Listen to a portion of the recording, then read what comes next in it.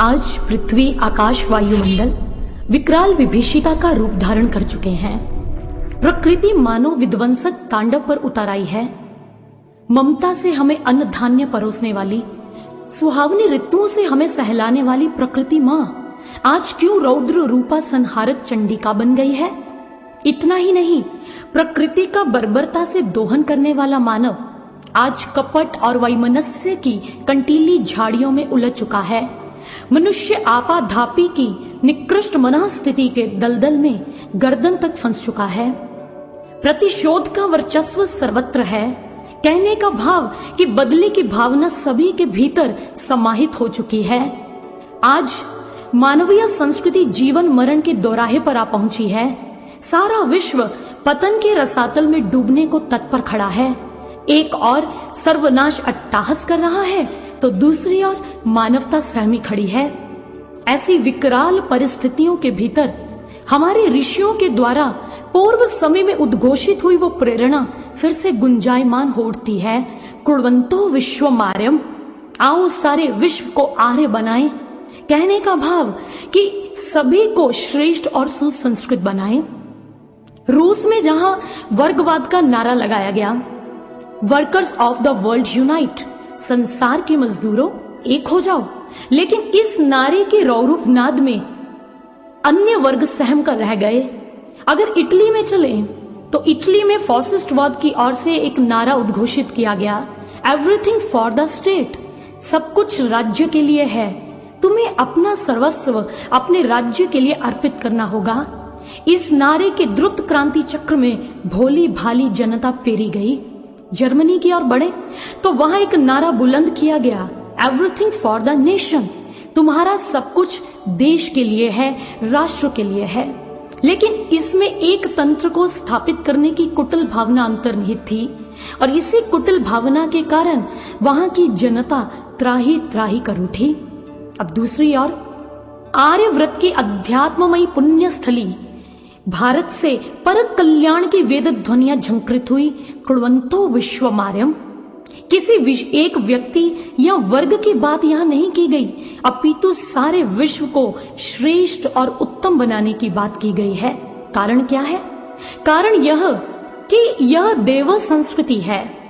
चिर पुरातन काल से ही यह मानव को अनेक अनुदान देती आई है। मानवता के समस्त सद्गुणों को विकसित करने वाले सभी तत्व इसमें पर्याप्त मात्रा में विद्यमान है। विश्व की अंतः प्रेरणा को सही दिशा में ले जाने की सक्षमता और भावना इसमें कूट कूट कर भरी हुई है।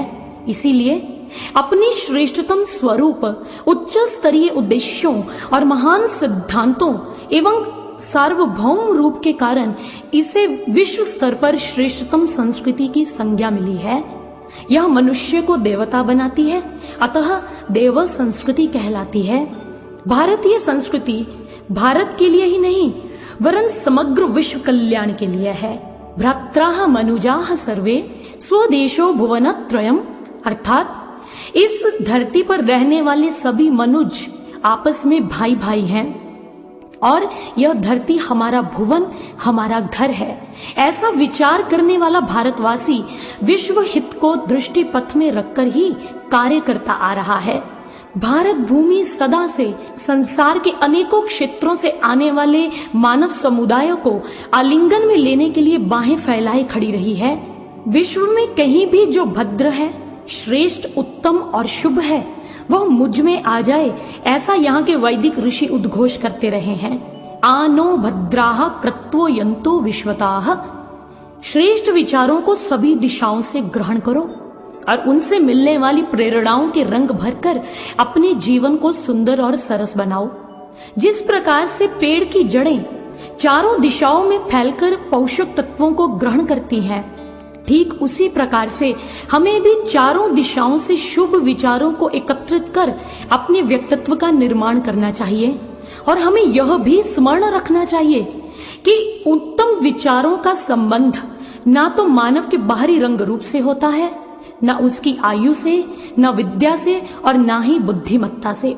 बालादि अपि शिक्षेत सुभाषितम, इसका तात्पर्य यह कि बालकों से भी अच्छी शिक्षा सीखने को मिले तो उसे ग्रहण करो। संत ज्ञानेश्वर जी और आदि शंकराचार्य जी, जिनकी जीवन लीला क्रमशः 23 और 32 की आयु में ही सिमट गई, लेकिन वह इतनी अल्पायु में भी श्रेष्ठ विचारों के अधिष्ठाता रहे और उन्होंने अपने विचारों से जन जन को लाभान्वित भी किया। इसलिए ऊंचे विचारों के स्रोत पर ध्यान न रखकर उसमें छिपी हुई अमूल्य शिक्षा को ग्रहण करना चाहिए। प्रभु श्री राम जी ने भी हमें यही संदेश दिया था। प्रभु श्री राम जिन्होंने रावण के प्राणांत करने से पहले लक्ष्मण को उसके पास भेजा। यूं तो रावण एक अहंकारी और विवेकहीन जीव था, किंतु समस्त अवगुणों से परे वह वेद और शास्त्रों का बड़ा विद्वान भी था और इसलिए प्रभु श्री रामचंद्र जी ने अपने भाई लक्ष्मण को उसके पास शिक्षा ग्रहण करने के लिए भेजा। आप इस बात को इस ढंग से भी समझ सकते हैं, जैसे एक एंटीना होता है, उसके इर्द गिर्द चारों ओर वातावरण में सिग्नल होते हैं। आपके टीवी में आने वाले चैनलों में आप किस फ्रीक्वेंसी के साथ अपने आप को स्वयं को ट्यून करते हैं, ये आप पर निर्भर करता है। कहने का भाव यह है कि हमें चारों दिशाओं से, व्यक्तियों से, पदार्थों और वस्तुओं से कुछ न कुछ सीखने को अवश्य मिलता है, लेकिन यह हमारी विवेक दृष्टि पर निर्भर करता है कि हमने उसमें से शुभ को ग्रहण करना है या अशुभ विचारों को अपने जीवन में धारण करना है। हमारे महापुरुषों ने तो यहाँ तक कह दिया, मानवों से ही नहीं अपितु प्रकृति से भी अच्छे गुणों को संचित करो। इतिहास में वर्णन आता है राजा जनश्रुति जी का, जिन्होंने हंसों के जोड़े से शिक्षा प्राप्त कर ब्रह्म ज्ञान के लिए राइक्व नामक गाड़ी वाले की शरण प्राप्त की। दत्तात्रेय जी के विषय में हम भली भांति जानते हैं। उन्होंने जहां अग्नि से तपर उष्णता के गुण को सीखा, वहीं उन्होंने समुद्र से अचल बनने की शिक्षा को धारण किया। उन्होंने देखा कि समुद्र के अंदर सारी नदियां जाकर समाहित हो जाती हैं और समुद्र इस बात को देखकर अहंकार में फूलता नहीं और न ही अपनी मर्यादाओं का अतिक्रमण करता है, अपनी मर्यादा को भी नहीं तोड़ता और गर्मी की ऋतु में अक्सर अधिकतर मात्रा में उसके जल को सोख लिया जाता है, फिर भी वह इस अवसाद में आकर अपने जल के स्तर को कम नहीं करता। अहंकार और अवसाद की परिस्थिति के भीतर समुद्र हमें अचल बनने की नियति सिखाता है, एक सार और समचित्त रहने की भावना से हमें प्रेरित करता है। दत्तात्रेय जी ने एक चींटी से भी शिक्षा हासिल कर ली। उन्होंने देखा कि एक चींटी अथक पुरुषार्थ करके, मेहनत करके खनिज पदार्थ को ढोकर लेकर जाती है और जब वो लेकर जाती है तो उसके रास्ते में कितनी रुकावटें और मुसीबतें आती हैं, फिर भी वह एक लक्षित होकर अपने लक्ष्य की ओर ध्यान देती हुई उन रुकावटों को चीरकर आगे बढ़ती है। इस चींटी से भी उन्होंने शिक्षा ग्रहण की कि हमें भी अपने लक्ष्य ईश्वर के प्रति एक लक्षित ही होना चाहिए, चाहे कैसी भी परिस्थितियां हमारे जीवन में आए। पवन से उन्होंने एक गुण को सीख लिया। उन्होंने देखा कि पवन के अंदर दुर्गंध और सुगंध दोनों का मिश्रण रहता है, लेकिन अगले ही क्षण में वह वायु गंधहीन हो जाती है। वो दुर्गंध या सुगंध को अपने भीतर नहीं रखती, वह निर्मल बन जाती है। इसी प्रकार से हमारे जीवन में सुख दुख, लाभ हानि जैसी परिस्थितियों के भीतर भी हमें अपने लक्ष्य की ओर ध्यान देना चाहिए, हमें आत्मिक आनंद में डूब जाना चाहिए, हमें निर्मल स्वभाव धारण करना चाहिए। दत्तात्रेय जी ने एक भृंगी कीट से भी कुछ सीख लिया। उन्होंने देखा कि एक भृंगी कीटक को उसकी मां घर में ले जाती है और उसको निरंतर एक धुन सुनाती रहती है। वह नन्हा सा कीटक अपनी मां और उसकी सुनाई हुई धुन के अंदर ही अपना तारतम्य स्थापित कर लेता है और धीरे धीरे अपनी मां जैसा स्वरूप ही धारण कर लेता है। और दत्तात्रेय जी यहाँ हमें समझाते हैं कि उन्होंने प्रकृति के इस आयाम से भी शिक्षा ग्रहण की और यह की कि हमें भी ईश्वर के प्रति तन्मय बनना है, हमें भी प्रभु के स्वरूप को धारण करना है। उन्होंने आकाश से निर्लिप्त और विस्तृत होने के गुण को भी संचित कर लिया। कहने का तात्पर्य यह कि उन्होंने प्रकृति के 24 आयामों में से अपने लिए प्रेरणाएं चुन ली। इसलिए हमारी संस्कृति कहती है कहीं भी जो भद्र है, शुभ है, वो हमारे भीतर आ जाए, वो ऐसी प्रेरणा हमें सिखाती है। माता भूमि ही पुत्रो अहं पृथिव्या। ये धरती हमारी माँ है और हम इस पृथ्वी के पुत्र हैं। ऐसी उदार दृष्टि से संपन्न है यह संस्कृति। इसी उदात्त और सर्वोच्च भावना के कारण ही इसकी मौलिक महत्ता है। सब में अपने को और अपने में सबको समाने का कौशल हमारे मनुष्यों को सहज ही प्राप्त था। इसी कारण से यह जगत गुरु के गरिमामय पद को प्राप्त कर सका। बाहरी दृष्टि से देखें तो भारत भूमि के ऊपर अनेक कष्ट आए, लेकिन कोई भी इसकी मूर्धन्य मनीषा को आक्रांत नहीं कर पाया, नष्ट नहीं कर पाया। कारण क्या था? कारण है इसकी आध्यात्मिक विरासत। लोका समस्ता सुखिनो भवन्तु, अर्थात सर्वे भवन्तु सुखिनाः, सर्वे सन्तु निरामया, सर्वे भद्राणि पश्यन्तु, मां कश्चित् दुःख भाग भवेत्। सभी सुखी और निरोग रहें, इसी मंगल कामना की धुन पर यह सदा से पल्लवित और पुष्पित होती आई है। व्यक्ति निर्माण से विश्व निर्माण की परिपाटी ही इसकी मूल परिपाटी रही है और लोक मंगल की कामना ही इसका चरम लक्ष्य रहा है। क्योंकि जीवन जीने की यही शर्त है कि उसे सर्व कल्याण के लिए अर्पित कर दिया जाए। जीवन में स्वार्थ के कोई मायने नहीं होते। स्वार्थ से परिपूरित अस्तित्व का कोई अर्थ नहीं होता। परमार्थ ही जीवन और मृत्यु को वास्तविक अलंकार प्रदान करता है। अमेरिका के कवि हुए रॉबर्ट एन टेस्ट, उन्होंने अपनी अंतिम इच्छा को एक पत्र में लिख दिया और उन्होंने उसमें लिखा, एक दिन यह समय भी आएगा जब मैं एक चिकित्सालय के रोगी कक्ष में मृत्यु और जीवन के मध्य में संघर्ष कर रहा हूंगा, और तब ऐसी अवस्था में डॉक्टर घोषणा कर देंगे कि मेरा मस्तिष्क निष्क्रिय होने वाला है और मेरी जीवन लीला अब शीघ्र ही समाप्त हो जाएगी। ऐसे समय में मैं अपने परिजनों से यह निवेदन और अनुरोध करता हूं कि वह मेरी मृत्यु पर आंसू न बहाएं, विलाप ना करें और मेरी उस शैया को मृत्यु शैया न कहकर जीवन शैया कहकर संबोधित करें, क्योंकि मैं चाहता हूं कि मेरा शरीर पूर्णतर दूसरों के जीवन में सहायक सिद्ध हो सके। यही मेरी अंतिम इच्छा है। और आगे वो इस पत्र में लिखते हैं कि मेरी दृष्टि उस नेत्रहीन बालक को दे दी जाए जिसने आज तक सूर्योदय या एक अबोध शिशु का चेहरा नहीं देखा है। मेरे गुर्दे उस व्यक्ति को दे दिए जाएं जो एक सप्ताह से दूसरे सप्ताह तक जीवित रहने के लिए किसी मशीन पर आश्रित हो गया है। मेरा हृदय उसको दे दिया जाए जिसके स्वयं के हृदय ने उसे आज तक अनवरत पीड़ा और दुख ही दिए हैं। और मेरा रक्त उस युवक को दे दिया जाए जो दुर्घटना ध्वस्त कार में से खींच कर बाहर निकाला गया है और जिसके वृद्ध माता पिता की समस्त आशाएं उस पर टिकी हुई हैं। और मेरा एक एक अंग, मेरी हड्डियां, मेरी मांसपेशियां उस बालक को दे दी जाए जो अपंग है और फिर से वो जीवन की दौड़ में भाग सके।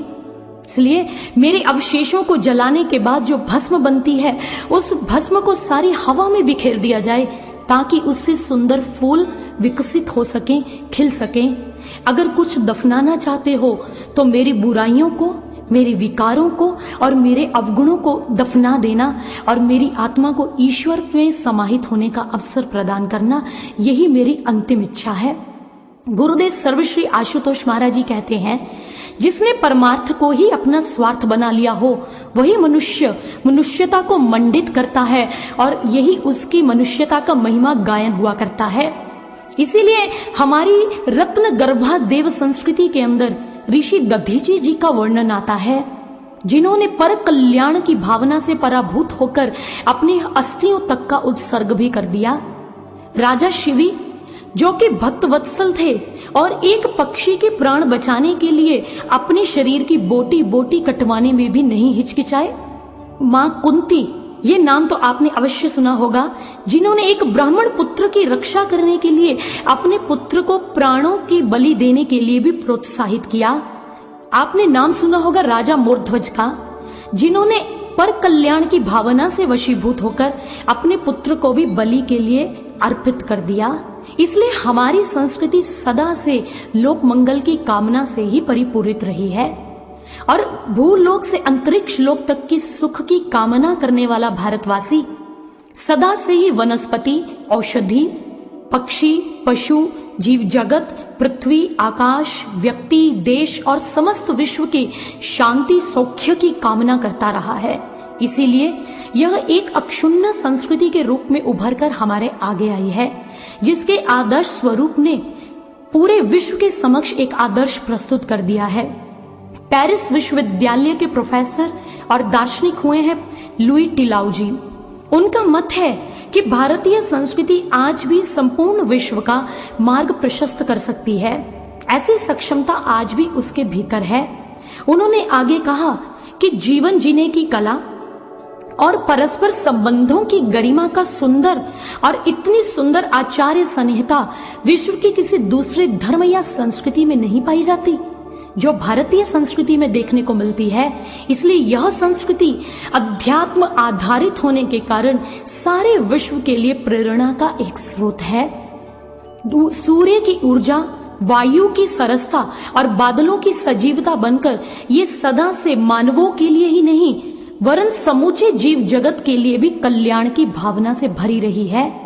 यह सदा से यही कहती है कि अगर विश्व को श्रेष्ठ बनाना है तो मानव को श्रेष्ठ बनाओ। श्री गुरुदेव आशुतोष महाराज जी भी कहते हैं, एक व्यक्ति अपने आप में लघु विश्व ही तो है। अगर व्यक्ति को श्रेष्ठ बना दिया जाए तो उससे परिवार सुंदर होगा। यदि परिवार सुंदर बनेंगे तो परिवारों के संगठन से समाज का सुंदर निर्माण हो सकेगा।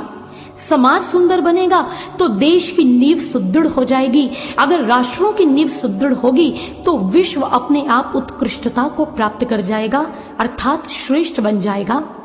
Cluster of individuals form a family, cluster of families form a society, cluster of societies form a nation, cluster of Nations form a world.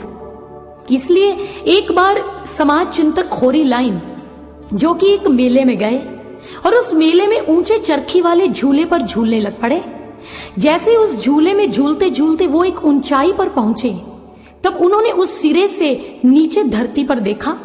उनको देखने पर लगा, अरे वाह, यह सारा समाज तो एक समुद्र और सागर जैसा लग रहा है और उसके अंदर ये जो इतने लोग और व्यक्ति आए हैं, ये सागर की एक एक बूंद जान पड़ रहे हैं। होरी लाइन के मन में यह विचार आया कि अगर इनमें से एक एक व्यक्ति रूपी बूंद भी हिलना और डुलना बंद कर दे तो उससे समाज को क्या अंतर पड़ने वाला है। लेकिन तभी उनके मन में दूसरा विचार आया, अरे नहीं नहीं, एक एक बूंद के संयोजन से ही तो घड़ा भरता है और विपुल सिंधु सागर भी स्व अस्तित्व एक बूंद से ही पाता है। इसलिए एक भी बूंद अर्थहीन या उपेक्ष नहीं है।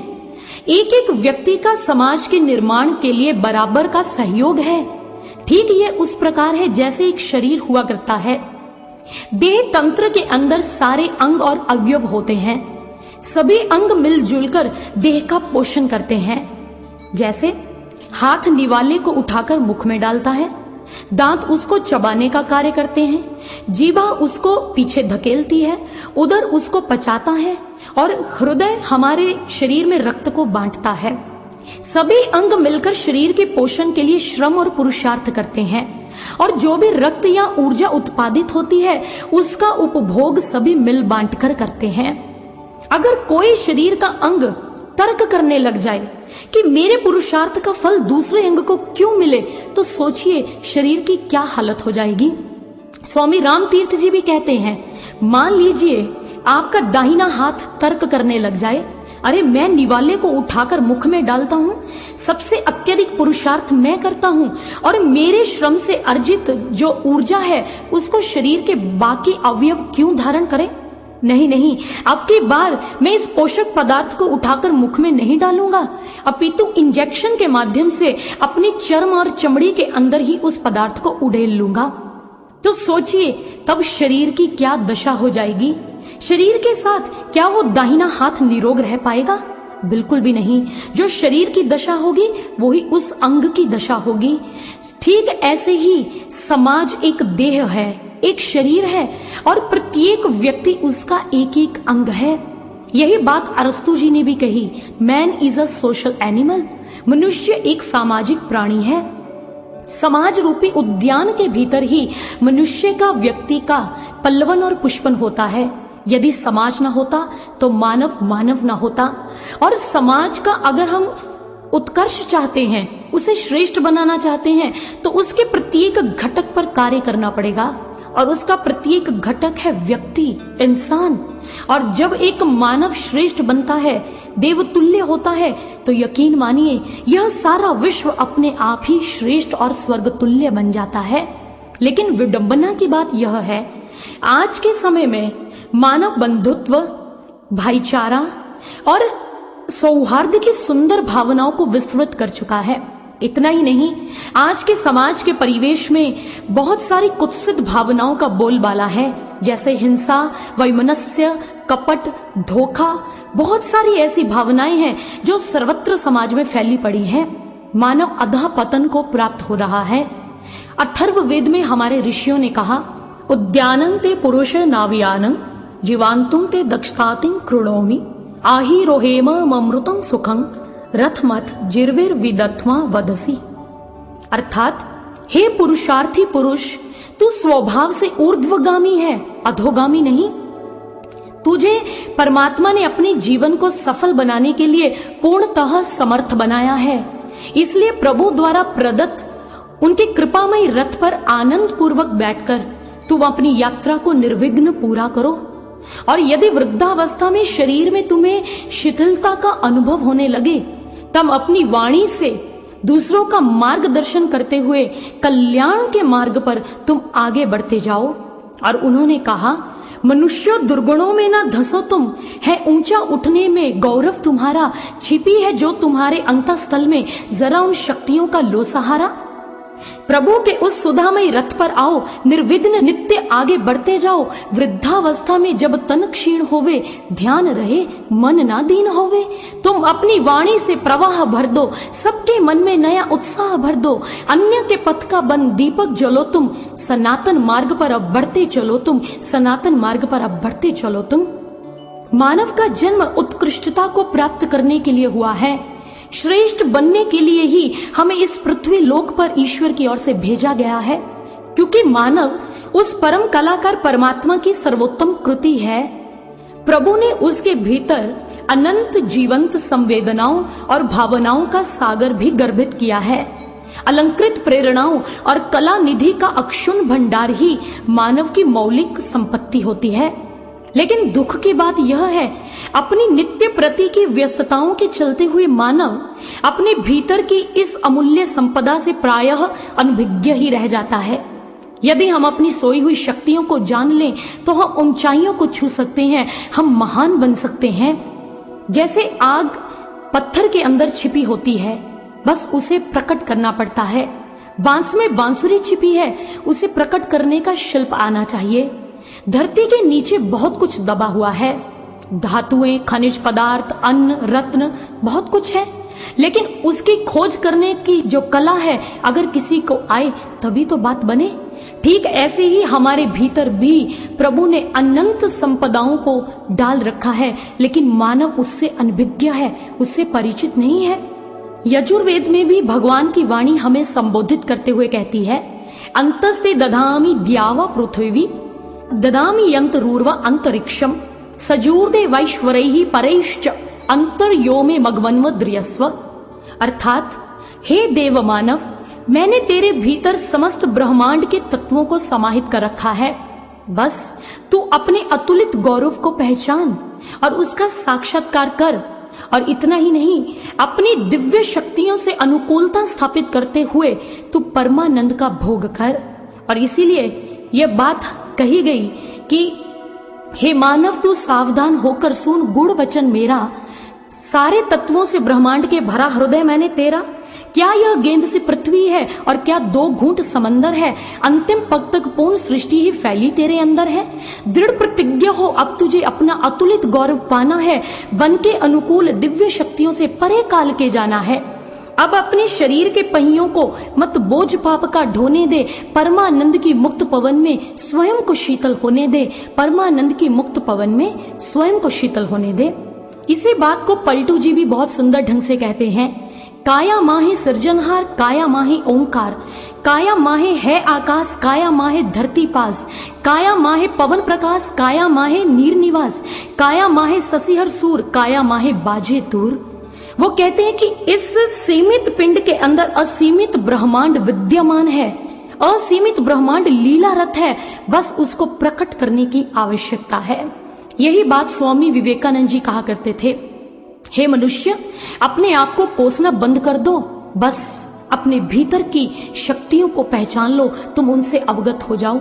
वेदों में भी अन्यत्र स्थान पर कहा गया, हे बलशाली जीव, तुम अपने बल को पहचानो, तुम्हारा छोटा बनने में तुम्हारा कोई लाभ नहीं है, तुम साधारण नहीं असाधारण संपत्ति के मालिक हो, स्वामी हो। तुम अपने विस्तार की कल्पना स्वयं करो, जिस स्थान पर तुम बैठना चाहते हो उसका नक्शा तुम स्वयं तैयार करो और उसे स्वयं बनाओ, क्योंकि तुम्हारे विस्तार और गतिशीलता में ही तुम्हारा आनंद छिपा हुआ है। इसलिए अपने आप को लघु या छोटा मत समझो। यही बात छांदोग्य उपनिषद में भी आती है। छांदोग्य उपनिषद के अंदर ब्रह्मनिष्ठ ऋषि उद्यालक जी अपने पुत्र श्वेत केतु को समझाते हुए एक निर्देश देते हैं। वो कहते हैं कि श्वेत केतु जाओ और बरगद के पेड़ का एक फल ले आओ। श्वेत केतु गया और फल लेकर आया। अब ऋषि ने दूसरा निर्देश दिया, इस फल को 2 भागों में बांट दो। जैसे फल को विभाजित किया गया, फिर से उन्होंने एक प्रश्न अपने पुत्र श्वेत केतु के समक्ष रख दिया। अब उन्होंने कहा, इसमें क्या दृष्टव्य है? उसने कहा, इसमें ऋषिवर छोटे छोटे बीज दिखाई पड़ रहे हैं। ऋषि ने पुनः से एक और निर्देश दे दिया, कहने लगे, अब इस एक बीज को विभाजित करो।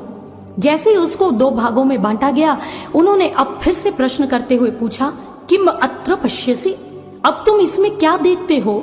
श्वेत केतु ने उत्तर स्वरूप में कहा, न किंचन भगवाह, हे भगवान, कुछ भी तो नहीं। इस बात को, इस उत्तर को सुनते ही उद्यालक ऋषि ने एक अमूल्य सूत्र का उच्चारण किया। उन्होंने कहा, हे सौम्य, जिसे तू न किंचन की उपमा दे रहा है, जो अणु तत्व तेरे लिए नेत्रग्राही नहीं है, अर्थात तू जिन्हें अपने नेत्रों से नहीं देख पा रहा है, उसी में महान न्योग्रस तिष्ठति, उसी के भीतर महान वट वृक्ष के उत्पन्न होने की शक्ति समाई हुई है। ये जो छोटे छोटे लघु बीज हैं, यही अव्यक्त और विराट बरगद के पेड़ की शक्ति का और सत्ता का संवाही है। जिस प्रकार से एक बीज के अंदर वृक्ष बनने की संभावना छिपी है, ठीक इसी प्रकार से मानव के भीतर भी बहुत सारी शक्तियां जो संभावित हैं सोई पड़ी हैं, बस उसको देखने की देरी है। नोबेल पुरस्कार विजेता हुए एलेक्सिस कैरल, उन्होंने एक पुस्तक लिखी, मैन द अननोन। उसमें वो बताते हैं कि व्यक्ति के 2 स्वरूप हुआ करते हैं, एक जाना, दूसरा अनजाना। एक से वह परिचित है, एक से वह अपरिचित है। एक बाहरी स्वरूप है उसका और एक आंतरिक स्वरूप है। अलेक्सिस बताते हैं कि अक्सर देखने में आता है कि मानव अपने बाहरी स्वरूप से ही परिचित है। उसका जाना हुआ स्वरूप क्या है कि एक व्यक्ति की लंबाई कितनी है, उसकी ऊंचाई कितनी है, उसका रंग रूप कितना है, लेकिन यह जानकारी बड़ी अल्प जानकारी है। और एलेक्सिस आगे अपनी इस पुस्तक में लिखते हैं कि मानव का जो आंतरिक स्वरूप, जिससे वो अनजान है, अगर वो उसको जान ले तो इसी में जीवन की प्रक्रिया छिपी हुई है। अगर उस अनजाने तत्व को वो प्रकट कर ले, उसकी खोज कर ले, इसी के भीतर जीवन की शक्ति समाहित है। क्योंकि हमारा बहुलांश तो सोया पड़ा है, जो शक्तियों का समूह है, जिसके बारे में उपनिषदों में भी कहा गया, शृण्वन्तु अमृतस्य पुत्राः, सुनो, हम सभी ईश्वर की संतानें हैं, हम उसी के पुत्र और पुत्रियां हैं। और ये बात ठीक भी तो है, स्वयं का विकसित रूप ही भगवान है। सोई हुई शक्ति का प्रकट हो जाना ही भगवान का प्रकट हो जाना है, दोनों में कोई अंतर नहीं। इसीलिए कहा गया, शिवो अहम सच्चिदानंदो अहम तत्वमसि।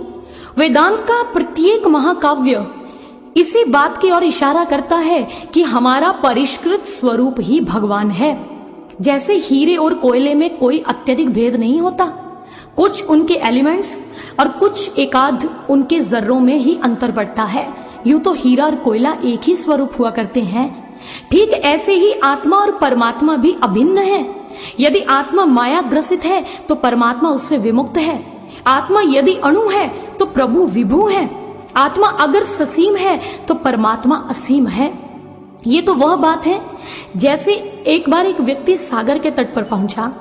उसके मन में यह प्रश्न आया, यह जिज्ञासा आई कि मैं सागर के जल का अन्वेषण करके देखूं, परीक्षण करके देखूं कि ये किन तत्वों से बना है। उसने अंजलि में सागर के जल की कुछ बूंदों को लिया और परीक्षण हेतु उसे प्रयोगशाला में लेकर चला गया। जैसे प्रयोग किया तो परीक्षण के उपरांत जो निष्कर्ष सामने आया तो उसने पाया कि पानी जो है, जल की बिंदु, वो हाइड्रोजन और ऑक्सीजन के अणुओं से ही निर्मित होती है। अब वो पुनः सागर के तट पर चला जाए और फिर मन में जिज्ञासा धारण कर ले, अब मैंने एक बूंद को तो देख लिया, उसका विश्लेषण करके प्राप्त किया कि ये किससे बनी है। अब मैं सागर के संपूर्ण जल का अन्वेषण करना चाहता हूं, उसका विश्लेषण करना चाहता हूं। तो वो भ्रम में है, क्योंकि जिससे एक बूंद बनी है उससे सारा सागर निर्मित है, जिससे सागर निर्मित है उससे बिंदु बनी है। यही तो वो बात हो गई, बूंदे में ही समुद्र समाना, यह अचरज कासो कहूं। हमारे महापुरुषों ने कहा, बिंदु में सिंधु और सिंधु में बिंदु को समाने की कहानी है आत्मा और परमात्मा का विषय। जिसने आत्मा का दर्शन कर लिया, मान लीजिए उसने परमात्मा को प्राप्त कर लिया। क्योंकि सज्जनों, इसके लिए हमें अपनी सोई हुई शक्तियों को जागृत करवाना पड़ेगा और उसके लिए मनन शक्ति का होना बड़ा ही अनिवार्य है। आज मानव भौतिकता की चकाचौंध में इतना डूब चुका है कि अपनी मनन शक्ति को ही खो गया है। उसने अपनी मनन शक्ति को खो दिया है। मननात् इति मनुष्यः, जो मनन करता है वही मनुष्य कहलाता है। और यह मनन शक्ति सृष्टिकर्ता की ओर से मानव को मिली हुई एक अनुपम भेंट है। आज तक मानव अगर इस जीव जगत का सिरमौर कहलाया तो इसी मनन शक्ति के कारण कहलाया। उसे क्राउन ऑफ द क्रिएशन इसी के कारण कहा गया है। और यदि हम देखें मानवीय सभ्यता में जितने भी आज तक मील पत्थर सिद्ध हुए, वो सभी इसी शक्ति के आधार पर हुए। विज्ञान जगत की ओर चलें तो उसमें भी हम पाएंगे जितने भी आविष्कार किए गए वो इसी मनन शक्ति के परिणाम स्वरूप हुए। ज्ञातव्य है कि एक बार वैज्ञानिक न्यूटन सेब के बाग में गए। उस बाग में जाकर वैज्ञानिक न्यूटन ने देखा कि सेब जो है वो ऊपर से नीचे की ओर आ रहा है, वो शाखा से ऊंचाई से निचाई की ओर गिर रहा है। इस दृश्य ने न्यूटन के मन पर अनवरत विचारों की श्रृंखला को जन्म दे दिया और परिणाम स्वरूप गुरुत्वाकर्षण जैसे महान सिद्धांत की खोज हो गई। अब प्रश्न यहां पर यह सामने आता है, क्या आज से पहले किसी व्यक्ति ने एक पेड़ से सेब को टूटकर नीचे गिरते हुए नहीं देखा था? देखा था, परंतु किसी ने इस साधारण प्रक्रिया के ऊपर मनन नहीं किया। लेकिन न्यूटन ने जो उनके मन में विचार आए, उन विचारों को वो गहन मनन शक्ति के माध्यम से सिद्धांत गुरुत्वाकर्षण की ओर ले गए। उन्होंने उस पर मनन किया, परंतु आज का मानव इस मनन शक्ति से हाथ धो बैठा है। मनन शक्ति के ह्रास के कारण ही उसके भीतर की जो श्रेष्ठ चिंतन और श्रेष्ठ विचारों जैसे सद्गुण हैं वह भी विलुप्त हो चुके हैं। महर्षि अरविंद जी बहुत सुंदर कहते हैं, वो कहते हैं कि भारत की दुर्बलता का प्रधान कारण क्या है? श्रेष्ठ चिंतन का ह्रास। और यही बात तो विश्व में भी लागू होती है। आज विश्व जिस भी समस्या या महाव्याधि से जूझ रहा है उसके मूल में एक ही कारण छिपा है और वह है सद्विचारों का अभाव, श्रेष्ठ विचारों का न होना।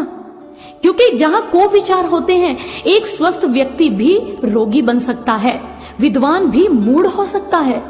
लेकिन दूसरी तरफ हम देखें, यदि सद्विचार किसी के जीवन में होते हैं, उत्तम विचार होते हैं, तो तुच्छ व्यक्ति भी महान बन सकता है, निम्न भी ऊंचाइयों को प्राप्त कर सकता है। इसमें कोई दो राय नहीं है। लोकमान्य बाल गंगाधर तिलक जी, जिन्होंने अपने श्रेष्ठ विचार को इस प्रकार से सभी के मध्य में संप्रेक्षित किया कि स्वतंत्रता हमारा जन्म सिद्ध अधिकार है और हम इसे प्राप्त करके ही रहेंगे, अपने इस विचार से उन्होंने आजादी की लड़ाई को भारत के प्रत्येक घर में और प्रत्येक व्यक्ति के मन में स्थापित करके दिखा दिया। वीर सावरकर जी के विषय में हम सभी जानते हैं। स्वतंत्रता सेनानी बनने के कारण उन्हें अंग्रेजों की ओर से अंडमान जेल में डाल दिया गया। उस जेल के अंदर वीर सावरकर जी कोल्हू से तेल पेराया करते थे। एक दिन एक अंग्रेज ऑफिसर ने उनसे प्रश्न किया और उनसे यह पूछा कि वीर सावरकर, यह बताओ, तुम्हें क्या लगता है कि तुम्हारे मरने तक भारत देश आजाद हो जाएगा? वीर सावरकर जी ने जैसे ही ये बात सुनी, उन्होंने अपना विचार रखते हुए कहा, अरे तुम क्या समझते हो, मेरे मरने तक अंग्रेज मेरे देश पर राज्य ही करते रहेंगे। ये विचार, उत्तम विचार सुनकर वो अंग्रेज ऑफिसर लज्जित हो गया और मुंह लटकाकर वहां से दूर चला गया। इसलिए भगवत प्रेमियों, श्रेष्ठ विचारों का होना हमारे जीवन में बहुत जरूरी है। लेकिन यह श्रेष्ठ विचार कैसा हो, इसके बारे में जॉर्ज षष्टम हुए एक राजा इंग्लैंड के। जॉर्ज एक प्रार्थना किया करते थे ईश्वर के समक्ष, God grant me strength to accept things I cannot change, courage to change things I can, and wisdom to know the differences. उनकी इसी प्रार्थना को डॉक्टर रेनोल्ड ने 3 हिस्सों में बांट दिया। पहले हिस्से में वो बताते हैं कि जॉर्ज नतमस्तक होकर कह रहे हैं कि हे प्रभु, जिन परिस्थितियों को मैं नहीं बदल सकता, मुझे उनको सहने की शक्ति प्रदान कीजिए। दूसरे में वो कहते हैं कि हे प्रभु, जिन परिस्थितियों को मुझे बदलना चाहिए, उनको बदलने की शक्ति भी मुझे प्रदान कीजिए। और तीसरे हिस्से में अपनी प्रार्थना में वह प्रभु से पुकार लगाते हैं कि हे प्रभु, मुझे ऐसा विवेक और विचार शक्ति दीजिए जिससे बदलने योग्य और सहने योग्य परिस्थितियों का मैं निर्णय कर सकूं। कितना बहुमूल्य सूत्र दे रहे हैं जॉर्ज। राजा जॉर्ज षष्टम, जो हमें बड़ा ही मार्मिक तत्व बता रहे हैं कि अपने जीवन में विवेक और विचार शक्ति को मांगो प्रभु से। अपने जीवन में विवेक शक्ति को लेकर आओ, जिससे करने योग्य और न करने योग्य परिस्थितियों के ऊपर हम अपना निर्णय कर सकें, अपना निर्णय ले सकें। इसलिए एक होती है बुद्धि शक्ति और दूसरी होती है विचार शक्ति।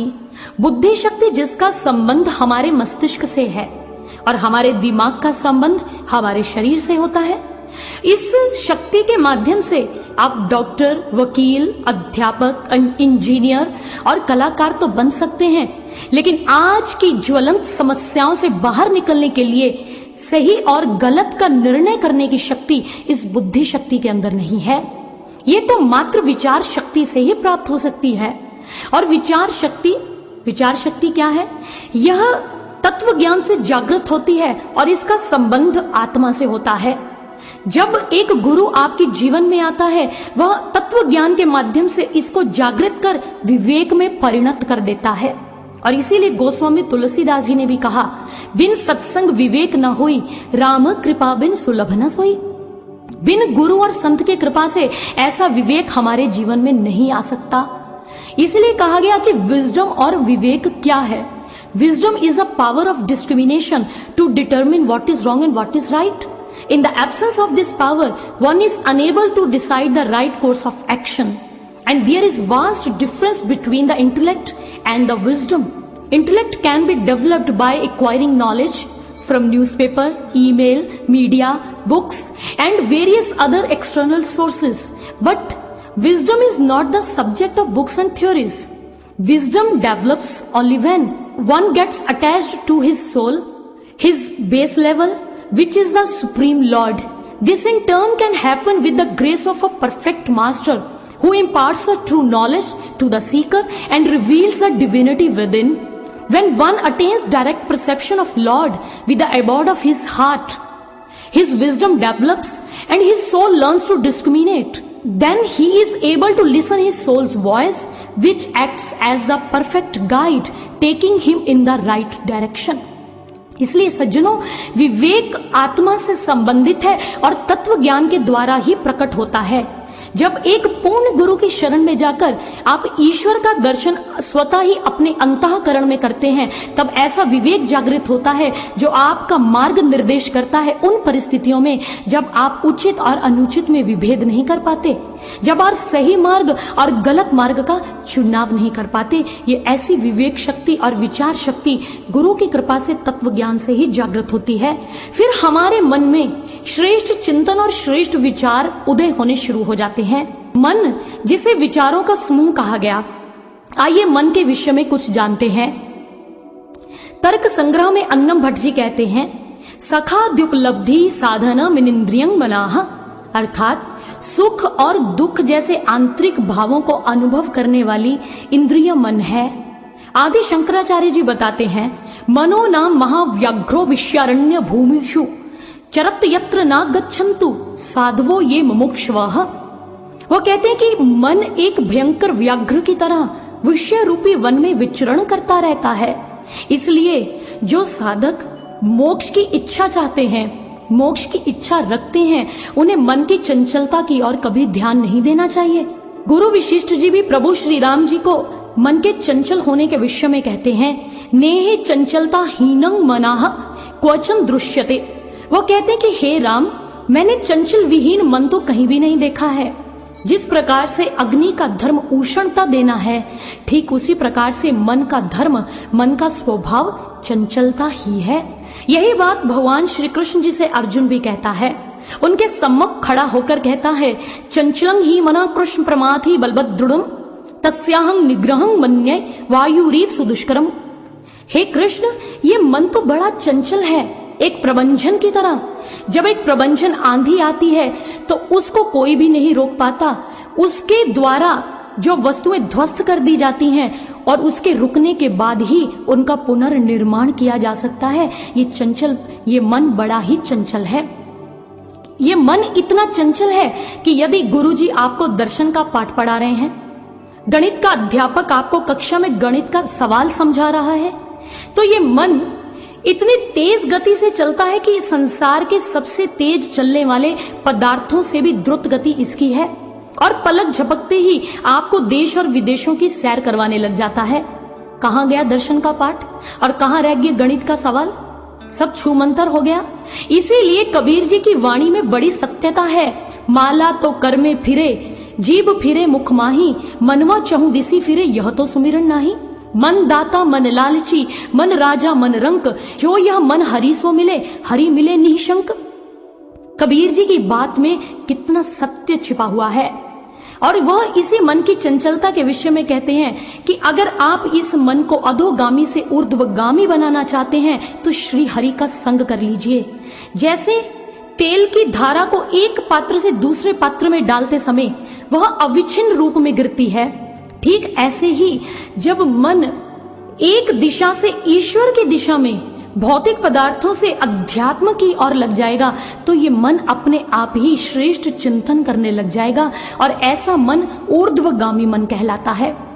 लेकिन सज्जनों, इस मन को ऊर्ध्वगामी कैसे कर सकते हैं, प्रश्न यह होना चाहिए। गुरुदेव आशुतोष महाराज जी बड़ा ही वैज्ञानिक सूत्र बताते हैं। वो कहते हैं, जिस प्रकार से पानी का स्वभाव नीचे की ओर बहना है, आप जल को कितनी भी ऊंचाई पर रख लीजिए, वह निम्नता की ओर ही प्रवाहित होगा, अपने स्वभाव को कभी नहीं छोड़ेगा। लेकिन जब उसी पानी को आप 100 डिग्री सेंटीग्रेड तापमान के ऊपर गर्म करते हैं, वो पानी उबलने लगता है और उबलने के उपरांत वो भाप बनकर ऊपर उठने लग जाता है। अब कौन कहेगा कि पानी का स्वभाव नीचे जाना है? बिल्कुल नहीं। गुरु महाराज जी कहते हैं कि जिस प्रकार पानी ऊर्ध्वगामी बन गया भाप के रूप में परिणत होकर, ठीक ऐसे ही हमारा मन जो पतन की ओर लेकर जाता है, जो चंचलता करवाता है, जो कुविचारों को अपने अंदर संग्रहित रखता है, वही मन जब ईश्वर के ध्यान में अभ्यस्त हो जाता है, ईश्वर का दर्शन कर लेता है, तब वह ऊर्ध्वगामी बन जाता है, ऊंचे विचारों का सृजन करता हो जाया करता है। लेकिन सज्जनों, मन की इस वृत्ति को क्या मात्र नैतिक उपदेशों या सदक्रियाओं में व्यस्त रखकर ही बदला जा सकता है? नहीं। क्या मन के स्तर पर खड़े होकर हम मन में रूपांतरण कर सकते हैं? कभी भी नहीं। इतिहास में यूनान का एक बड़ा ही सुंदर घटनाक्रम आता है। कहते हैं कि उस समय सुकरात एक तर्कशील दार्शनिक हुआ करते थे। तब वो तत्व ज्ञान में स्थित नहीं हुए थे। ऐसी खोज के आधार पर ही फिर उसके मध्य में परिवर्तन का बीजारोपण कर देता हूं। सुकरात जी ने जैसे ही उत्तर में कहा, संत जो थे भारत से आए हुए तीर्थाटन करने के लिए, वह हंस हंसकर लोटपोट हो गए। सुकरात ने देखा, अरे यह क्या? उन्होंने कहा, इसमें हंसने की बात तो कोई नहीं। तब एक तत्वज्ञ संत ने कहा, हे भद्र पुरुष, तुम किसी मानव की प्रकृति और वृत्ति को कैसे बदल सकते हो? तब तक जब तक कि आपने उसके अस्तित्व के मूल को ही नहीं जाना। और सम्यक जानकारी के होने पर ही तो किसी के स्वभाव या प्रवृत्ति में परिवर्तन किया जा सकता है। इसलिए सर्वप्रथम आत्मानं विद्धि, सर्वप्रथम आप अपनी आत्मा का दर्शन करें, आत्मज्ञान से परिचित हो जाएं और उसके उपरांत ही उस ज्ञान की जानकारी के आधार पर आप मानव की वृत्ति के अंदर और उसकी मनोवृत्तियों में उपेक्षित परिवर्तन कर सकते हैं, उससे पहले नहीं। कितना सुंदर मार्मिक तथ्य इस घटना में छिपा हुआ है। यही बात भगवान श्री कृष्ण अर्जुन को भी समझाते हुए कहते हैं। वो कहते हैं कि अर्जुन, तुझे धर्म युद्ध करना है और अपने मन के धरातल से ऊपर उठना है। वही अर्जुन जो अवसाद में गिरकर कायरता और दुर्बलता जैसी मनोवृत्तियों के विरुद्ध ही संघर्ष कर रहा था, जहां उन्हें जगत गुरु धर्म युद्ध करने के लिए प्रोत्साहित कर रहे थे, और वही अर्जुन की मनोवृत्तियां उसे अकर्मण्यता के प्रबल पाश में बांध रही थी। श्री कृष्ण ने उसे मन के धरातल से ऊपर उठने का मार्ग सुझा दिया और उन्होंने कहा, अर्जुन, इस द्वंद्वात्मक मन का अतिक्रमण कर, अपनी आत्मा से लय स्थापित कर, उसमें एकाकार हो जा, क्योंकि यह आत्म तत्व ही हमारा अपराजय संकल्प शक्ति स्रोत हुआ करता है। और इसी के कारण हम मन की अनियंत्रित चालों पर आत्मबल से अंकुश लगा सकते हैं। उसके द्वारा दिए हुए अनुचित प्रस्तावों को हम आत्मा से प्रस्फुटित हुए संकल्प के माध्यम से ही टाल सकते हैं। इसीलिए वैदिक युगीन साधकों का यही लक्ष्य रहा और उन्होंने यही उद्घोषणा करते हुए कहा, यत् प्रज्ञान मुच्चेतो धृतिश्च यज ज्योतिरंतर मतंग प्रजासु यस्मान न ऋते किंचन कर्म क्रियते तन्मे मनः शिव संकल्पम अस्तु। उन्होंने कहा कि जो गूढ़ ज्ञान है, प्रज्ञा या मेधा है, वह सभी के मन में अंतःकरण में शाश्वत प्रकाश रूप में स्थित है, और हमारी ये कामना है कि हमारा चंचल मन उस अजय ज्योति स्वरूप संकल्प के ऊपर लगा रहे, स्थित रहे, ऐसी कामना हम करते हैं। इसलिए सज्जनों, इस मन की मनोवृत्तियों को आप तभी बदल सकते हो जब आप ईश्वर का दर्शन प्राप्त कर लेते हैं, और ईश्वर का दर्शन आप एक गुरु की कृपा से ही प्राप्त कर सकते हैं। ब्रह्म ज्ञान के माध्यम से ही अपने घट के अंदर ईश्वर का दर्शन प्राप्त कर सकते हैं।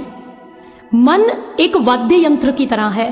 मान लीजिए आप एक अनाड़ी संगीतकार हैं, आपके हाथ में किसी ने एक वीणा या वाद्य यंत्र दे दिया, अब कहा भी इसको बजाओ और कुछ संगीत के स्वर निकालो। अब आपको कहा गया है तो बजाना पड़ेगा। आपकी उंगलियां उसकी तारों पर चल रही हैं, संगीत भी प्रस्फुटित हो रहा है, लेकिन संगीत कैसा निकला? कर्कश और निहायती बेसुरा। इसलिए सज्जनों, जब वही व्यक्ति जो अनाड़ी है संगीत के क्षेत्र के भीतर, एक गुरु के पास जाता है और गुरु से संगीत की निपुणता को हासिल कर लेता है, फिर उसकी उंगलियों के इशारे पर वीणा की तारें चलती हैं, नाचती हैं, और उसमें से संगीत निकलता है जो कर्ण प्रिय और हृदय का प्रिय हुआ करता है। ठीक इसी प्रकार से ईश्वर के द्वारा मिला हुआ यह मन बड़ा ही बेसुरा संगीत निकालता है। ये ऐसा वाद्य यंत्र है। लेकिन जब आप गुरु की कृपा से ब्रह्म ज्ञान के माध्यम से आप इसके ऊपर कोई भी स्वर निकालते हैं, तब ये आत्मा की धरती के साथ मिलकर सुंदर संगीत को उत्पन्न करता है। कहने का भाव कि सुंदर, श्रेष्ठ, भद्र और शुभ विचारों की ओर ये आपको लगा देता है और उन्हीं विचारों के माध्यम से आपको श्रेष्ठ बना देता है। इसलिए एक मन को सुचारू ढंग से चलाने के लिए या उसके अंदर सुंदर विचारों का प्रत्यारोपण करने के लिए गुरु की आवश्यकता है। जैसे विद्या अध्ययन के लिए विद्या गुरु, परिवार के लिए कुल गुरु या राज्य के लिए राजगुरु हुआ करता है, ठीक ऐसे ही मन को परिवर्तित करने के लिए, मन की सोई शक्तियों का जागरण करने के लिए, श्रेष्ठ बनने के लिए सद्गुरु का मिलना बहुत जरूरी है। तुलसी जी कहते हैं कि गुरु को लोग पारस की उपमा देते हैं, लेकिन वह तो पारस से भी बढ़कर हुआ करता है। पारस के स्पर्श से कंचन भई तलवार, तुलसी तीनों नाग मिटे भार धार आकार।